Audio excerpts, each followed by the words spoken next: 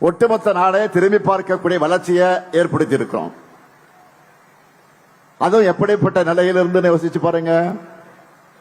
ஒன்றிய பாஜக அரசோட ஜிஎஸ்டியால வரி உரிமை இல்ல, நமக்கு வர வேண்டிய நிதியும் தரல, குடைச்சல் கொடுக்கறதுக்காகவே அனுப்பி வைக்கப்பட்டிருக்கக்கூடிய ஆளுநர் உட்கார்ந்திருக்காரு. தமிழ்நாட்டுக்குள்ளே இருந்துகிட்டு தமிழ்நாட்டுக்கு எதிராக செயல்படக்கூடிய துரோகிகளுக்கு அடிமை சாசனம் எழுதி தந்து சரணாகதி அடைந்த அடிமைகள்னு அத்தனை சவால்களை முறியடிச்சு நாம முன்னேறி இருக்கிறோம். இதுதான் திராவிட மாடல். இந்த வளர்ச்சி தான் பலருடைய கண்களை கூச செய்யுது, வயது எரியுது.